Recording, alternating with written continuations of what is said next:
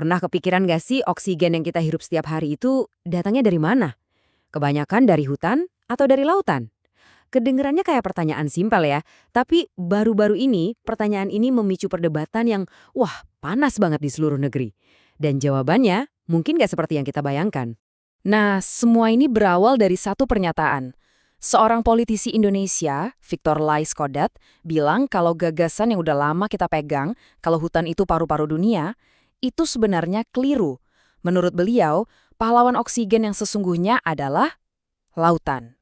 Nggak butuh waktu lama, pernyataan ini langsung boom, viral di mana-mana. Jelas aja kan, klaim yang menantang keyakinan kita selama ini langsung bikin publik terbelah jadi dua kubu. Dari sinilah perdebatan panasnya dimulai. Muncul pertanyaan besar, apakah klaim ini beneran fakta ilmiah yang kuat?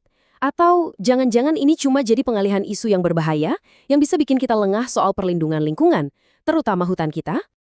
Di satu sisi, argumennya kelihatan kuat. Banyak yang mendukung dengan data yang bilang kalau lautan memang menghasilkan sebagian besar oksigen. Tapi di sisi lain, para aktivis lingkungan khawatir banget. Mereka takut kalau narasi ini disalahgunakan buat jadi pembenaran untuk cuek sama perlindungan hutan. Oke. Di tengah perdebatan yang seru ini, satu-satunya cara biar kita nggak cuma debat kusir adalah dengan lihat datanya langsung dan dengar kata para ahli. Jadi yuk kita pinggirin dulu semua opini, kita fokus ke apa kata sains. Nah, ini dia angkanya, 70%. Angka inilah yang jadi pusat argumen kubu lautan lebih penting. Angka ini sering banget dipakai buat nunjukin betapa dominannya peran lautan dalam memproduksi napas untuk planet kita. Tapi tunggu dulu. Disinilah ceritanya jadi makin menarik. Seorang peneliti ahli dari BRIN, Widodo Stio Pranowo, muncul dan bilang, kayaknya nggak sesederhana itu deh. Angka 70% itu, menurut beliau, terlalu menyederhanakan masalah. Dan ternyata, fakta yang diungkap oleh Pak Widodo nunjukin sesuatu yang jauh lebih seimbang. Kalau kita lihat produksi oksigen tahunan, kontribusinya itu hampir sama rata. Sekitar 50% dari fitoplankton di laut dan 50% dari semua tumbuhan di darat. Jadi, ini bukan soal siapa yang lebih dominan, tapi dua-duanya sama-sama krusial. 50-50. Data ini ngebawa kita ke sebuah kesimpulan yang penting banget. Mungkin selama ini kita terjebak dalam perdebatan yang salah. Kita terlalu sibuk nyari tahu siapa yang lebih hebat, padahal ada gambaran yang jauh lebih besar yang kita lewatkan. Tentu saja kan, setelah lihat data 50-50 tadi, pertanyaan yang paling logis muncul di kepala kita adalah, oke, kalau gitu mana dong yang harus kita prioritasin buat diselamatkan? Lautan atau hutan? Dan jawabannya adalah, pertanyaan itu sendiri yang keliru. Justru dengan bertanya mana yang lebih penting, kita sudah memulai sebuah kesalahpahaman. Nah, ini dia inti masalahnya. Kita terjebak dalam apa yang disebut dikotomi palsu. Ini tuh kayak jebakan logika yang seolah-olah maksa kita buat milih antara A atau B. Selamatkan lautan atau selamatkan hutan.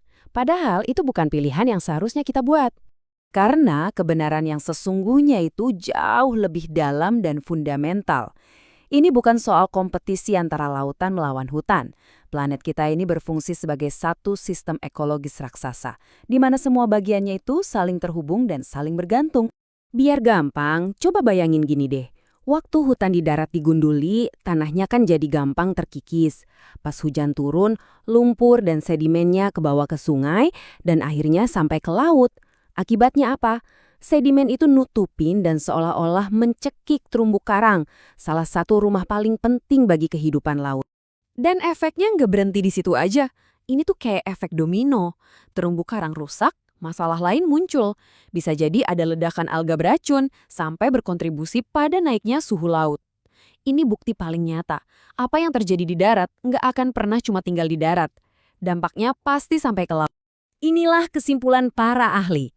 Kita nggak bisa melindungi satu bagian planet sambil mengorbankan bagian yang lain. Perlindungan lingkungan itu harus dilihat secara utuh, memandang hutan dan laut sebagai dua bagian dari satu tubuh yang sama, yang saling membutuhkan. Jadi, mari kita kembali ke pertanyaan di awal dengan kacamata baru.